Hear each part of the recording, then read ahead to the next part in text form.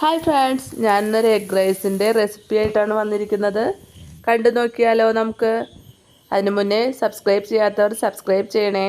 Egg rice ഉണ്ടാക്കാൻ ഞാനിവിടെ എടുത്തിരിക്കുന്നത് സബോള, ഇഞ്ചി, കറിവേപ്പില അതെല്ലാം നമുക്ക് ചോപ്പറിലിട്ട് ചെറുതായി അരിഞ്ഞെടുക്കാം. പിന്നെ വേണ്ടത് മുട്ടയാണ്. ഞാനിവിടെ 5 മുട്ടയാണ് എടുത്തിരിക്കുന്നത്. ഇനി ചട്ടി അടുപ്പത്ത് വെച്ച് അതിൽ വെളിച്ചെണ്ണ ഒഴിച്ചു കൊടുക്കാം. വെളിച്ചെണ്ണ ചൂടാവുമ്പോൾ പെരുംജീരകം ഇട്ട് വറുത്തെടുക്കാം. പെരുംജീരകം പൊട്ടി വരുമ്പോൾ അതിലേക്ക് അരിഞ്ഞു വെച്ച് സബോള, ഇഞ്ചി, കറിവേപ്പില ചേർത്ത് കുറച്ച് ഉപ്പും ചേർത്ത് വഴറ്റിയെടുക്കാം. സബോളയൊക്കെ നല്ലോണം വാടി വരുമ്പോൾ അതിലേക്ക് ഒരു തക്കാളി അരിഞ്ഞ് ചേർത്ത് കൊടുക്കാം. തക്കാളി നല്ലോണം വെന്ത് ഉടയണം.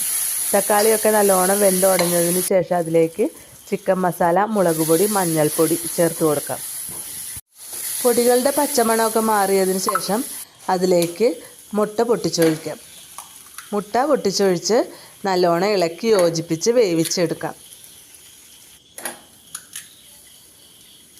മുട്ടയൊക്കെ വെന്തതിന് ശേഷം അതിലേക്ക് ആവശ്യത്തിന് ചോറ് ചേർത്ത് കൊടുക്കാം.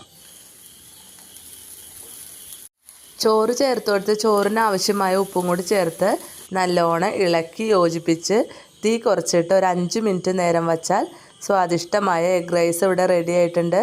വീഡിയോ ഇഷ്ടപ്പെട്ടാൽ ലൈക്ക് ചെയ്യണം, ഷെയർ ചെയ്യണം, സബ്സ്ക്രൈബ് ചെയ്യണം. നിങ്ങളുടെ അഭിപ്രായങ്ങളൊക്കെ കമൻറ്റിലൂടെ അറിയിക്കണേ. Okay, thank you.